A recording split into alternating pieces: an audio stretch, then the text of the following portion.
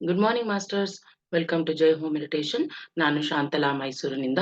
ಮೊಟ್ಟ ಮೊದಲಿಗೆ ನಮ್ಮೆಲ್ಲರ ಗುರುಗಳಾದ ಬ್ರಹ್ಮಶ್ರೀ ಪಿತಾಮಹ ಡಾಕ್ಟರ್ ಸುಭಾಷ್ ಪತ್ರಿಜಿ ಅವರಿಗೆ ವಂದಿಸುತ್ತಾ, ನಮ್ಮ ಈ ದಿನದ ಧ್ಯಾನ ಜ್ಞಾನ ಬೆಳಕು ಎಂಬ ಶೀರ್ಷಿಕೆಯಲ್ಲಿ ಮಾಡುತ್ತಿರುವ ಬೆಳಗಿನ ಈ ಒಂದು 41 ದಿನದ ಮಾರ್ನಿಂಗ್ ಮೆಡಿಟೇಷನ್ ಅಲ್ಲಿ 35ನೇ ದಿನಕ್ಕೆ ಬಂದಿದ್ದೀವಿ ಮಾಸ್ಟರ್ಸ್. ಸೊ ಇವತ್ತಿನ ಈ ಧ್ಯಾನಕ್ಕೆ ನಿಮ್ಮೆಲ್ಲರಿಗೂ ಸ್ವಾಗತವನ್ನ ಕೋರ್ತಾ ಇದ್ದೀನಿ. ಸೊ ಇವಾಗ ನಾವೆಲ್ಲ ಧ್ಯಾನವನ್ನ ಮಾಡೋಕೆ ಕಂಟಿನ್ಯೂಸ್ ಆಗಿ, ಅಂದ್ರೆ ಹೊಸಬ್ರು ಯಾರೆಲ್ಲ ಬ್ರೇಕ್ ತಗೊಂಡು ಮಾಡ್ತಾ ಇದ್ರಿ, ಅಂದ್ರೆ ಕಂಟಿನ್ಯೂಟಿ ಇರ್ಲಿಲ್ಲ ಅನ್ನೋಂಥವ್ರು, ಈ ಒಂದು 34 ದಿನ ಸತತವಾಗಿ ಕಂಟಿನ್ಯೂಸ್ ಆಗಿ ಮಾಡ್ಕೊಂತ ಬರ್ತಾ ಇದ್ದೀರಾ. ಎಷ್ಟೋ ಚೇಂಜಸ್ ನಿಮ್ಮೊಳಗೆ ಆಗ್ತಾ ಇದೆ. ಸೊ ಇವತ್ತು ಈ 35ನೇ ದಿನ. ಸೊ ಏನಾಗ್ತಾ ಇದೆ ನಿಮಗೆ ಬೆನಿಫಿಟ್ಸು ಈ ಮೆಡಿಟೇಷನ್ ಇಂದ? ನೀವು ಸೂಕ್ಷ್ಮವಾಗಿ ನಿಮ್ಮನ್ನ ನೀವು ಗಮನಿಸ್ಕೊಂಡಿದ್ರೆ ಅದರಿಂದ ಎಷ್ಟೆಲ್ಲ ಚೇಂಜಸ್ ಆಗಿದೆ ನಿಮ್ಮಲ್ಲಿ ಅಂತ ಗೊತ್ತಾಗ್ತಾ ಇರುತ್ತೆ ನಿಮಗೆ. ಸುಮಾರು ಜನ ಫೀಡ್ಬ್ಯಾಕ್ ಸಹ ಕೊಟ್ಟಿದ್ದೀರಾ, ತುಂಬಾ ಚೇಂಜಸ್ ಆಗ್ತಾ ಇದೆ ಅಂತ. ಈಗ ನಿಮ್ಮಲ್ಲಿ ನೀವು ನೋಡಿರ್ಬೋದು ಏನೆಲ್ಲ ಬದಲಾವಣೆ, ಬೆನಿಫಿಟ್ಸ್ ಮೇಜರ್ ಆಗಿ ಕಾಣುವಂಥದ್ದು ಅಂತಂದ್ರೆ, ಆ ಒಂದು ಮೈಂಡ್ ಸ್ಟೇಜ್ ಏನಿದೆ, ನಿಮ್ಮ ಒಂದು ಮನಸ್ಸು ಯಾವ ತರ ಇರ್ಬೋದು, ಪ್ರಶಾಂತವಾಗಿ ಆಗಿರಬಹುದು. ಮುಂಚಿನದಕ್ಕೆ ಕಂಪೇರ್ ಮಾಡಿದ್ರೆ ಸ್ವಲ್ಪ ಮನಸ್ಸು ಹಗುರವಾಗಿರುವಂತದ್ದು ಇರ್ಬೋದು. ನಿಮ್ಮ ಎಂಜಾಯ್ ಮಾಡುವಂತಹ ಸ್ಟೇಟ್, ಅಂದ್ರೆ ಕೆಲವ್ರಿಗೆ ಏನು ಅಂತಂದ್ರೆ ಜೀವನ ಎಂಜಾಯ್ ಮಾಡಕ್ಕೆ ಗೊತ್ತಿರಲ್ಲ, ಯಾವಾಗ್ಲೂ ಏನೋ ಒಂದು ಬೇಜಾರ್ ಅನ್ನೋದಿರುತ್ತೆ. ಯಾವ ಕ್ಷಣ ಬಂದ್ರೂ ಅದು ಎಂಜಾಯ್ ಮಾಡಕ್ಕೆ ನಮ್ಗೆ ಗೊತ್ತಾಗಲ್ಲ. ಯಾಕೆಂದ್ರೆ ನಮ್ಮ ಮನಸ್ಸಲ್ಲಿ ಸಾವಿರಾರು ಪ್ರಾಬ್ಲಮ್ಸ್ ಇದೆ ನಮಗೆ ಅಂತ ಅದೇ ತಲೆಯಲ್ಲಿ ಕೂರ್ಸ್ಕೊಂಡಿರ್ತೀವಿ. ಈಗ ಅಂತದ್ ಎಷ್ಟೋ ಜನ ಆ ಪ್ರಾಬ್ಲಮ್ಸ್, ಆ ಚಾಲೆಂಜಸ್ ಇದ್ದಿದ್ದೆ ಲೈಫಲ್ಲಿ ಅಂತ ಅನ್ಕೊಂಡು ಈ ಇರೋ ಮೊಮೆಂಟ್ ಅನ್ನ ಎಂಜಾಯ್ ಮಾಡೋದು ಕಲ್ತಿದೀವಿ ಅಂತಾನು ಹೇಳ್ತಾ ಇದ್ದಾರೆ. ಬರುತ್ತೆ ಆ ಚೇಂಜ್. ಎವ್ರಿ ಮೊಮೆಂಟ್ ನಾವು ಎಂಜಾಯ್ ಮಾಡೋ ಒಂದು ಪರಿಸ್ಥಿತಿ ಈ ಮೆಡಿಟೇಷನ್ ಇಂದ ಬರುತ್ತೆ. ಮತ್ತೆ ಕೆಲವರಿಗೆ ಮೆಮೊರಿ ಪವರ್ ಇನ್ಕ್ರೀಸ್ ಆಗಿರುತ್ತೆ. ಯಾಕೆಂದ್ರೆ ಈ ಮೆಮೊರಿ ಪವರ್, ಕಾನ್ಸಂಟ್ರೇಷನ್ ಇದೆಲ್ಲ ಈ ಮೆಡಿಟೇಷನ್ ಇಂದ ಇಂಪ್ರೂವ್ ಆಗ್ತಾ ಇರುತ್ತೆ. ಮತ್ತೆ ಮೇನ್ ನಮ್ಮ ಮೆಂಟಲ್ ಸ್ಟೇಟಸ್, ನಾನು ಹೇಳ್ದಂಗೆ ಯಾವಾಗ್ಲೂ ಕಾಮ್ ಆಗಿ ಇರ್ತೀವಿ, ಯಾವಾಗ್ಲೂ ಏನೇ ಬಂದ್ರು ಲೈಫಲ್ಲಿ ಆಕ್ಸೆಪ್ಟ್ ಮಾಡ್ತಾ ಇರ್ತೀವಿ. ಆಮೇಲೆ ನಾವು ಕೆಲಸ ಮಾಡುವಾಗ ಈ ಮೆಡಿಟೇಷನ್ ಮಾಡೋದ್ರಿಂದ ಏನಾಗುತ್ತೆ, ನಾವು ಯಾವುದೇ ಒಂದು ಕೆಲಸ ಮಾಡಿದಾಗ ಆ ಕೆಲಸದಲ್ಲಿ ಎಫಿಷಿಯನ್ಸಿ ಇಂಪ್ರೂವ್ ಆಗಿರುತ್ತೆ. ಮುಂಚೆ ನಾವು ಕೆಲಸ ಮಾಡೋದಕ್ಕೂ ಈಗ ಧ್ಯಾನ ಮಾಡಕ್ ಶುರು ಮಾಡಿದ್ಮೇಲೆ ನಾವು ಕೆಲಸ ಮಾಡುವಾಗ ಆ ಡಿಫ್ರೆನ್ಸು, ಕೆಲಸದಲ್ಲಿ ಮಾಡುವ ಎಫಿಷಿಯನ್ಸಿ ಚೆನ್ನಾಗಾಗುತ್ತೆ. ಆಫೀಸಲ್ಲಿ ಇರ್ಬೋದು, ಮನೆ ಕೆಲಸಗಳಿರ್ಬೋದು, ಆ ಎಫಿಷಿಯನ್ಸಿ ಜಾಸ್ತಿ ಆಗ್ತಾ ಬರುತ್ತೆ ಮೆಡಿಟೇಷನ್ ಮಾಡೋದ್ರಿಂದ. ಆಮೇಲೆ ಮಲಗೋದು, ಕೆಲವ್ರು ನೋಡ್ಬೋದು ಯಾವಾಗ ನೋಡಿದ್ರು ನಿದ್ದೆ ಬರೋದು, ದಿನವಿಡೀ ನಿದ್ದೆ ಮಾಡೋವಂಥದ್ದು, ಅಥವಾ ಕೆಲವ್ರಿಗೆ ನಿದ್ದೆನೆ ಬರ್ದೇ ಇರೋಂಥದ್ದು, ಅದೆಲ್ಲ ಆಗ್ತಾ ಇರೋರಿಗೆ ಕ್ವಾಲಿಟಿ ಆಫ್ ಸ್ಲೀಪ್, ಆ ಮಲ್ಕೊಂಡಾಗ ಆ ಕ್ವಾಲಿಟಿ ಏನಿದೆ ಅದು ಇಂಪ್ರೂವ್ ಆಗಿರುತ್ತೆ. ಆಮೇಲೆ ಎಷ್ಟು ಬೇಕೋ ಅಷ್ಟು ನಿದ್ದೆ ಮಾಡೋವಂಥದ್ದು. ಆ ಮಲಗದಾಗ್ಲೂ ಮುಂಚೆ ಎಲ್ಲ ಮೆಡಿಟೇಷನ್ಗೆ ಮುಂಚೆ ನಿದ್ದೆ ಬರಲ್ಲ ಅಂತ ತೃಪ್ತಿ ಇಲ್ಲದೆ ಮಲಗೋರು, ಈಗ ತೃಪ್ತಿಯಿಂದ ಮೆಡಿಟೇಷನ್ ಮಾಡಕ್ ಶುರು ಮಾಡಿದ್ಮೇಲೆ ನಿದ್ದೆ ಅನ್ನೋದು ಕ್ವಾಲಿಟಿ ಆಫ್ ಸ್ಲೀಪ್ ಬರುತ್ತೆ, ಚೆನ್ನಾಗಿನೂ ನಿದ್ದೆ ಬರುತ್ತೆ. ಮತ್ತೆ ಇನ್ನೊಂದು ಥಾಟ್ ಪವರ್. ನೀವ್ ಏನು ಆಲೋಚನೆಗಳು, ಏನ್ ಯೋಚನೆ ಮಾಡ್ತಾ ಇದ್ದೀರಾ ಅದನ್ನ ಗಮನಿಸ್ಕೊಳ್ಳಿ. ಮುಂಚೆ ನೀವು ಯೋಚನೆ ಮಾಡ್ತಾ ಇದ್ದಿದ್ ರೀತಿ, ಇವಾಗ ಯೋಚನೆ ಮಾಡ್ತಾ ಇದ್ದಿದ್ದ ರೀತಿನ ಗಮನಿಸ್ಕೊಳ್ಳಿ. ಎಷ್ಟೋ ಒಂದು ಆ ಥಾಟ್ ಪವರ್ ಚೇಂಜ್ ಆಗ್ತಾ ಬರುತ್ತೆ ಈ ಧ್ಯಾನದಿಂದ. ಯಾವಾಗ್ಲೂ ನೆಗೆಟಿವ್ ಥಾಟ್ಸ್ ಬರೋವಂಥದ್ದು ಈಗ ಪಾಸಿಟಿವ್ ಥಾಟ್ಸ್ಗೆ ನಿಮ್ಮನ್ನ ನೀವು ಬದಲಾಯಿಸ್ಕೊಂಡಿರ್ತೀರಾ ಮೆಡಿಟೇಷನ್ ಮಾಡೋದ್ರಿಂದ. ಅದು ಆಟೋಮೆಟಿಕ್ ಆ ಥಾಟ್ ಪವರ್ ಚೇಂಜ್ ಆಗ್ತಾ ಬರುತ್ತೆ. ನೆಕ್ಸ್ಟ್, ಏನಾರು ನೋವುಗಳಿರಬಹುದು, ಅಥವಾ ಜ್ವರ ಬಂದಿರಬಹುದು, ಅಥವಾ ಮನಸ್ಸಿಗೆ ಬೇಜಾರಾಗಿರ್ಬೋದು, ಯಾವುದೇ ರೀತಿ ಕಾಯಿಲೆಗಳು ಬಂದಿರಬಹುದು.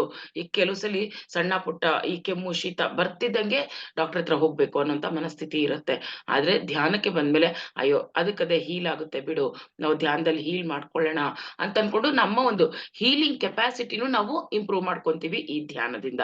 ಧ್ಯಾನ ಮಾಡ್ತಾ ಮಾಡ್ತಾ ನಮ್ಮ ಹೀಲಿಂಗ್ ಪವರ್ ನಮ್ಮ ಹತ್ರನೇ ಇದೆ, ನಾವೇ ಹೀಲ್ ಮಾಡ್ಕೋಬಹುದು ಏನಾದ್ರೂ ಅನ್ನೋ ಮನಸ್ಥಿತಿನೂ ಬರುತ್ತೆ. ಹಾಗೆ ಹೀಲ್ ಮಾಡ್ಕೊಳ್ತಾ ಬರ್ತೀವಿ. ಕಾಲ್ ನೋವು, ಕೈ ನೋವು, ಬೆನ್ನೋವು, ಏನೇ ಆದ್ರೂ ಆ ಹೀಲಿಂಗ್ ಏನಿದೆ ಅದು ನ್ಯಾಚುರಲ್ ಆಗಿ ನಡೀತಾ ಇರುತ್ತೆ. ಧ್ಯಾನದಲ್ಲಿ ಕೂತ ತಕ್ಷಣ ಹೀಲಿಂಗ್ ಪವರ್ ತಾನೇ ಜಾಸ್ತಿ ಆಗ್ತಾ ಬರುತ್ತೆ. ಎಷ್ಟೋ ವರ್ಷಗಳಿಂದ ಇದ್ದಿದ್ದ ನೋವುಗಳು ಸಹ ಕಡಿಮೆ ಆಗ್ತಾ ಬರ್ತಾ ಇದೆ ಈ ಧ್ಯಾನದಿಂದ. ನೆಕ್ಸ್ಟ್, ಆ ಏನಾರು ಒಂದು ಆ ಜೀವನದಲ್ಲಿ ನಮ್ಗೆ ಆಗ್ತಿರೋದೆಲ್ಲ ತಪ್ಪು, ಸರಿ ಇಲ್ಲ ಅಂತ ಅನ್ಕೊಂಡೇ ಬರ್ತಾ ಇರ್ತೀವಿ. ಅಂಥದ್ದು ಎಲ್ಲಾನು ನಮಗೆ ಗೊತ್ತಿಲ್ಲದೆ ನಮ್ಮ ಜೀವನದಲ್ಲಿ ಧ್ಯಾನ ಮಾಡಕ್ ಶುರು ಮಾಡಿದ್ಮೇಲೆ ಎಲ್ಲ ಕರೆಕ್ಟ್ ಆಗ್ತಾ ಬರ್ತಾ ಇರುತ್ತೆ. ಏನೇನ್ ನಾವು ತಪ್ಪು ಅಂತ ಅನ್ಕೊಂಡಿರ್ತೀವೋ ನಮ್ಮ ಜೀವನದಲ್ಲಿ ಅವೆಲ್ಲಾನು ತನ್ನಷ್ಟಕ್ಕೆ ತಾನೇ ಕರೆಕ್ಟ್ ಆಗ್ತಾ ಬಂದು ನಮಗೆ ಹೇಗೆ ಬೇಕೋ ಹಾಗೇನೆ ನಡೀತಾ ಇರುತ್ತೆ. ಎಷ್ಟೋ ದಿನದಿಂದ ಏನೋ ಅನ್ಕೊಂಡಿರ್ತೀರ ಇದಾಗ್ಬೇಕಪ್ಪ ಅಂತಂದ್ಬಿಟ್ಟು. ಆಗಿರಲ್ಲ. ಆದ್ರೆ ಧ್ಯಾನ ಮಾಡಕ್ ಶುರು ಮಾಡಿದ್ಮೇಲೆ ಆಟೋಮೆಟಿಕ್ ಆಗಿ ಆ ಎಲ್ಲ ಏನ್ ಆಗ್ಬೇಕು ಅಂತ ಅನ್ಕೊಂಡಿರ್ತೀವಲ್ಲ ಅದೆಲ್ಲಾನು ನಮ್ಗ್ ಅನುಕೂಲವಾಗಿ ಆಗ್ತಾ ಬಂದಿರತ್ತೆ. ಮತ್ತೆ ಧ್ಯಾನ ಮಾಡೋದ್ರಿಂದ ರಿಲೇಶನ್‌ಶಿಪ್ಸ್ ಮೇಯ್ನ್ ರಿಲೇಶನ್‌ಶಿಪ್ಸ್ ಚೆನ್ನಾಗಾಗ್ತಾ ಬರುತ್ತೆ. ಅದು ಫ್ಯಾಮಿಲಿ ಇರ್ಬೋದು, ಹೊರಗಡೆ ಆಚೆ ಪ್ರಾಪಂಚಿಕ ಜೀವನದಲ್ಲಿರಬಹುದು. ಎಲ್ಲೇ ಒಂದು ಕಡೆ ನಿಮ್ಮ ರಿಲೇಶನ್‌ಶಿಪ್ಸ್ ಏನಿದೆ ಅದೆಲ್ಲಾನು ಇಂಪ್ರೂವ್ ಆಗ್ತಾ ಬರ್ತಾ ಇರುತ್ತೆ. ಮತ್ತೆ ಒಂದು ಮೀನಿಂಗ್‌ಫುಲ್ ಆಗುತ್ತೆ. ಗಂಡ ಹೆಂಡತಿ ತಗೋಬಹುದು ಅಥವಾ ಇನ್ಯಾವ ರಿಲೇಶನ್‌ಶಿಪ್ ತಗೊಂಡ್ರು ಸಹ ಆ ಒಂದು ರಿಲೇಶನ್‌ಶಿಪ್‌ಗೆ ಒಂದು ಮೀನಿಂಗ್ ಅರ್ಥ ಅನ್ನೋದು ನಮಗೆ ಸಿಗುತ್ತೆ. ಹೇಗೋ ಇರ್ತೀವಿ, ಹೇಗೋ ಬಿಹೇವ್ ಮಾಡ್ತಿರ್ತೀವಿ. ಆದ್ರೆ ಯಾವಾಗ ಧ್ಯಾನ ಮಾಡೋಕ್ ಶುರು ಮಾಡ್ತೀವೋ, ಧ್ಯಾನಕ್ಕೆ ಬಂದ ಮೇಲೆ ಎಲ್ಲಾ ತರ ರಿಲೇಶನ್‌ಶಿಪ್ಸು ಸ್ವಲ್ಪ ಜಗಳ ಆದ್ರು ಮತ್ತ್ ಆಮೇಲೆ ಪ್ಯಾಚಪ್ ಆಗೋದಿರಬಹುದು ಅಥವಾ ಯಾವುದೇ ರೀತಿ ಆ ಒಂದು ಬಾಂಡಿಂಗ್ ಅನ್ನೋದು ಚೆನ್ನಾಗಾಗುತ್ತೆ, ಏರ್ಪಾಡಾಗುತ್ತೆ. ಮತ್ತೆ ನಾವು ಆಗ್ಲೇ ಹೇಳ್ದೆ ಫುಲ್‌ಫಿಲ್ ಆಗುತ್ತೆ. ಏನೇ ಅನ್ಕೊಂಡ್ರು ರಿಲೇಶನ್‌ಶಿಪ್ ಅಲ್ಲೂ ಸಹ ಫುಲ್‌ಫಿಲ್‌ಮೆಂಟ್ ಅನ್ನೋದು ಇರುತ್ತೆ. ಮೀನಿಂಗ್‌ಫುಲ್ ಆಗಿ ಇರುತ್ತೆ. ಮತ್ತೆ ನಮ್ಮ ಪರ್ಪಸ್ ಆಫ್ ಲೈಫ್ ಏನಿದೆ ಅದೂನುನು ನಮಗೆ ಅರ್ಥ ಆಗ್ತಾ ಬರುತ್ತೆ. ಆ ಪರ್ಪಸ್ ಸಹ ನಾವು ಫುಲ್‌ಫಿಲ್ ಮಾಡ್ತಾ ಬರ್ತಾ ಇರ್ತೀವಿ. ಇನ್ನ ನಮಗ್ ಗೊತ್ತಾಗಿಲ್ಲ ನನ್ ಪರ್ಪಸ್ ಏನಂತ ಗೊತ್ತಾಗಿಲ್ಲ ಮೇಡಮ್ ಅಂತ ಎಷ್ಟೋ ಜನ ಹೇಳಿದ್ರುನು ಇಟ್ ಟೇಕ್ಸ್ ಟೈಮ್. ನೀವು ಎಷ್ಟು ಡೆಡಿಕೇಟೆಡ್ ಆಗಿ ನೀವು ಈ ಧ್ಯಾನವನ್ನ ಮಾಡ್ತೀರೋ ಅಷ್ಟು ಚೆನ್ನಾಗಿ ನಿಮಗೆ ಅರ್ಥ ಆಗ್ತಾ ಬರುತ್ತೆ. ನಮ್ಮ ಲೈಫ್‌ನ ಪರ್ಪಸ್ ಏನು ಅಂತ. ಅರ್ಥ ಆಗದೆ ಮಾತ್ರ ಖಂಡಿತ ಇರಲ್ಲ. ಯಾರ್ ಕರೆಕ್ಟ್ ಆಗಿ ಮಾಡ್ತಾ ಇದ್ದೀರಾ, ಈ ಒಂದು ಮೆಡಿಟೇಷನ್ 41 ಡೇಸ್ ಚಾಲೆಂಜ್ ಮಾಡಿಸ್ತಿರೋದೇ ಅದಕ್ಕೆ. ಮಧ್ಯೆ ಮಧ್ಯೆ ಬ್ರೇಕ್‌ಗಳು ಬಂದ್ರೆ ನಮಗೆ ನಮ್ಮ ಪರ್ಪಸ್ ಆಫ್ ಲೈಫು ಖಂಡಿತ ತಿಳಿಯಲ್ಲ. ಪರ್ಪಸ್ ಆಫ್ ಲೈಫ್ ಗೊತ್ತಾಗ್ಬೇಕು ನಮ್ದು ಅಂದಾಗ ಈ ಒಂದು ಕನ್ಸಿಸ್ಟೆನ್ಸಿ ಬೇಕು, ಸಾಧನೆ ಬೇಕು. ಗೊತ್ತಾಗುತ್ತೆ, ನಿಧಾನಕ್ಕೆ ಗೊತ್ತಾಗುತ್ತೆ. ಆ ಪರ್ಪಸ್ ಆಫ್ ಲೈಫ್ ಗೊತ್ತಾಗದಿದ್ರೂನು ನಮ್ಮ ಬಿಹೇವಿಯರ್ ಏನೇನಿದೆ ಅದ್ರಲ್ಲೆಲ್ಲ ಚೇಂಜಸ್ಸು, ನಮ್ಮ ಹೆಲ್ತ್ ಅಲ್ಲಿ ಚೇಂಜಸ್ ಆಗುತ್ತೆ ಈ ಧ್ಯಾನದಿಂದ. ಸೊ ಯಾರು ಇನ್ನೂ ನನಗೇನು ಚೇಂಜಸ್ ಆಗ್ತಿಲ್ಲ ಅಂತಂದ್ಬಿಟ್ಟು ಬಿಡೋದು ಬೇಡ. ಯಾಕಂದ್ರೆ ಒಬ್ಬೊಬ್ರು ಇದು ಒಂದೊಂದು ತರ ಇರುತ್ತೆ. ಆ ಒಂದು ಸ್ಟೇಟಸ್ ಏನು ನಮ್ಮ ಮೆಂಟಲ್ ಸ್ಟೇಟಸ್ ಇರ್ಬೋದು, ಫಿಸಿಕಲ್ ಬಾಡಿ ಇರ್ಬೋದು, ಒಬ್ಬೊಬ್ರದು ಒಂದೊಂದು ತರ ಇರುತ್ತೆ. ಅದನ್ನೆಲ್ಲ ನಾವು ಪೇಶನ್ಸ್ ಇದ್ದು ಕಾಯ್ಕೊಂತ ನಾವು ಧ್ಯಾನ ಮಾಡ್ತಾ ಬಂದ್ರೆ ಅದರಿಂದ ಸಿಗುವಂತಹ ಬೆನಿಫಿಟ್ಸು ನಮಗೆ ಖಂಡಿತ 100% ಸಿಗುತ್ತೆ ಮಾಸ್ಟರ್ಸ್. ಈಗೆಲ್ಲ ಸ್ವಲ್ಪ ಹೊತ್ತು ಧ್ಯಾನ ಮಾಡ್ಬಿಡೋಣ.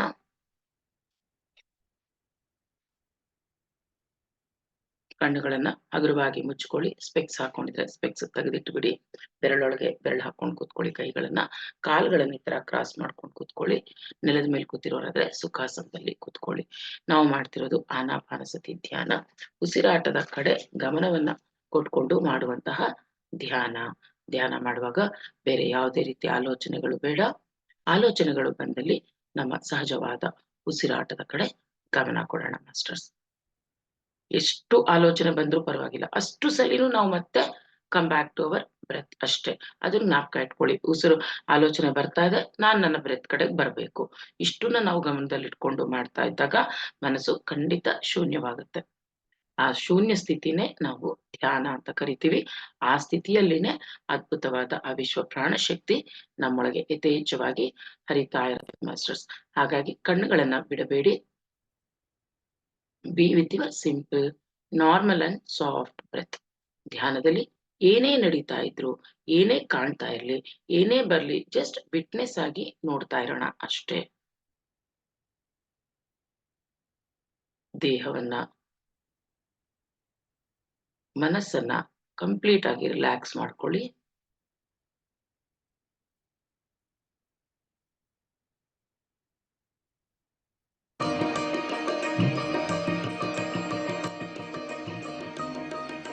ಎದ್ದ ತಕ್ಷಣ ನಾವು ದಿನ ಬೆಳಗ್ಗೆ ನಮ್ಮ ಒಂದು ಈ ಬಾಡಿಗೆ ಕೃತಜ್ಞತೆಗಳನ್ನ ಹೇಳ್ಕೊಳ್ಳೋಣ. ಯೂನಿವರ್ಸ್‌ಗೆ ಕೃತಜ್ಞತೆಗಳು ಹೇಳುವ ಪ್ರಾಕ್ಟೀಸ್ ಮಾಡ್ಕೊಳ್ಳೋಣ ಮಾಸ್ಟರ್ಸ್. ದೇಹದ ಪ್ರತಿಯೊಂದು ಅಂಗಾಂಗಗಳಿಗೂ ನಾವು ಥ್ಯಾಂಕ್ಸ್ ಹೇಳ್ಬೇಕು.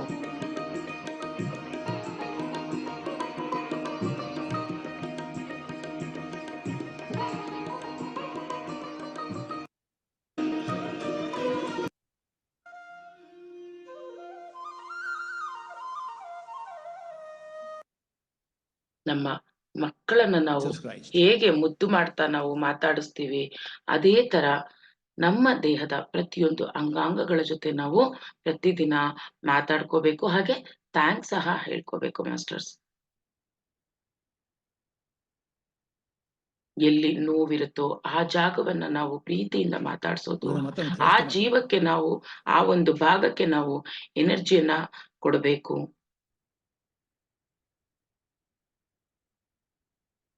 ಆಗ ನಮ್ಮ ದೇಹದಲ್ಲಿ ಎಲ್ಲೇ ಯಾವುದೇ ರೀತಿಯ ನೋವುಗಳಿದ್ರೂ ಸಹ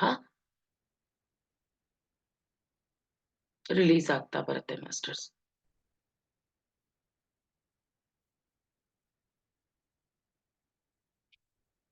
ನಿಮ್ಮ ಇಡೀ ದೇಹವನ್ನ ಒಮ್ಮೆ ಗಮನಿಸ್ಕೊಳ್ಳಿ.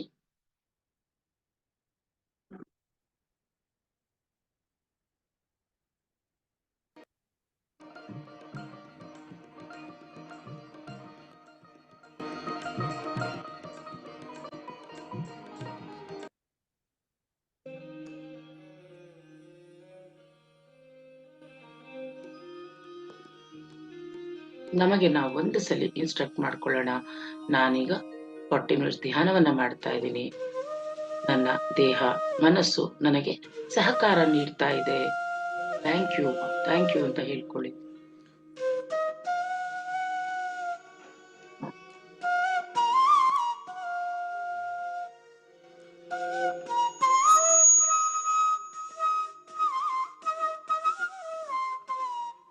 ನಾವೆಲ್ಲ ಪತ್ರಿಜಿಯವರ ಚೈತನ್ಯದೊಂದಿಗೆ ನಮ್ಮ ಚೈತನ್ಯವನ್ನು ಅನುಸಂಧಾನಗೊಳಿಸುತ್ತಾ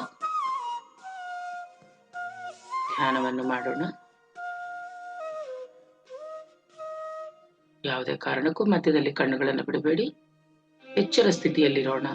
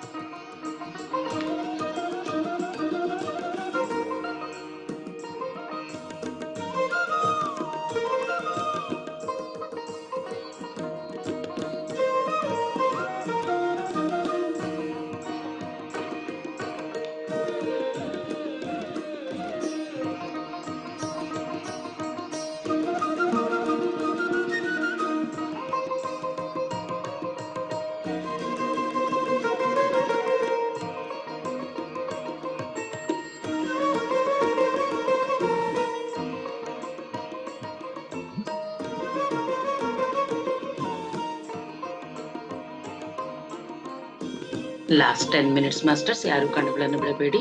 ಕಡೆಯ 10 ನಿಮಿಷ. B with your bell.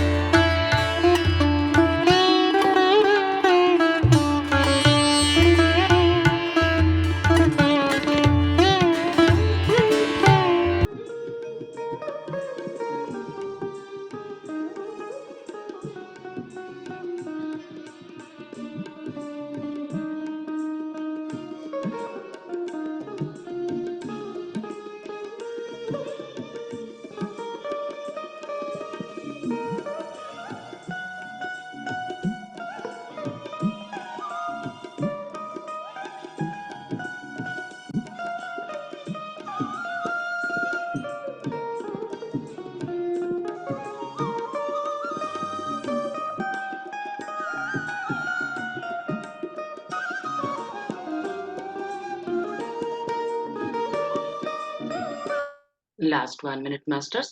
ಧ್ಯಾನ ಕಂಟಿನ್ಯೂ ಮಾಡೋರು ಕಂಟಿನ್ಯೂ ಮಾಡಿ, ಕಣ್ಣುಗಳನ್ನು ಬಿಡಬೇಡಿ. ಧ್ಯಾನ ಮುಗಿಸುವವರು another 1 minute.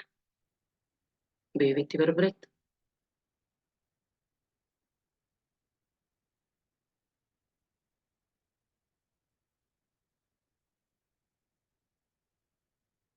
ನಿಧಾನವಾಗಿ ಎಲ್ಲರೂ ನಿಮ್ಮ ಸಹಜ ಸ್ಥಿತಿಗೆ ಬಂದ್ಬಿಡಿ ಮಾಸ್ಟರ್ಸ್. ಅದ್ಭುತವಾದ ಧ್ಯಾನವನ್ನ ಸುಂದರವಾದ ಸಂಗೀತದೊಂದಿಗೆ ಪತ್ರಿಜಿಯವರ ಕಾನ್ಶಿಯಸ್ ಅಲ್ಲಿ ನಾವೆಲ್ಲ ಇವತ್ತು ಈ ಧ್ಯಾನವನ್ನ ಮಾಡಿದ್ದೀವಿ. ಅದ್ಭುತವಾದ ಆ ವಿಶ್ವ ಪ್ರಾಣ ಶಕ್ತಿಯನ್ನ ರಿಸೀವ್ ಮಾಡ್ಕೊಂಡಿದ್ದೀವಿ masters. Thank you to the universe ಅಂತ ಹೇಳಿ, ಥ್ಯಾಂಕ್ ಯು ಯೂನಿವರ್ಸ್ ಅಂತ ಹೇಳಿ ಪತ್ರಿಜಿ ಗುರುಗಳಿಗೆ, ಗುರುಮಾತೆಗೆ, ಭೂಮಾತೆಗೆ, ಪ್ರಕೃತಿ ಮಾತೆಗೆ, ಜನ್ಮ ನೀಡಿದ ತಂದೆ ತಾಯಿಯರಿಗೆ ಆತ್ಮಪೂರ್ವಕ ಕೃತಜ್ಞತೆಗಳನ್ನು ಸಲ್ಲಿಸೋಣ. ನಿಧಾನವಾಗಿ ನಿಮ್ಮ 2 ಕೈಗಳನ್ನು ಕಣ್ಣುಗಳ ಮೇಲೆ ಇಟ್ಕೊಳ್ಳಿ ಮಾಸ್ಟರ್ಸ್. 5 4 3 2 1 0. ಹಗುರವಾಗಿ ಕಣ್ಣುಗಳನ್ನ ಬಿಡುತ್ತಾ ನಿಮ್ಮ ಕೈಗಳನ್ನ ನೋಡ್ಕೊಳ್ಳಿ ಮಾಸ್ಟರ್ಸ್. ಅದ್ಭುತವಾದ ನಿಮ್ಮೆಲ್ಲರ ಈ ಧ್ಯಾನಕ್ಕೆ okay masters. So session end ಮಾಡೋಣ. ನಾವೆಲ್ಲ ಇವತ್ತು ಸಾಯಂಕಾಲ ಸಿಗೋಣ masters. It is end the session. Thank you everyone. Thank you.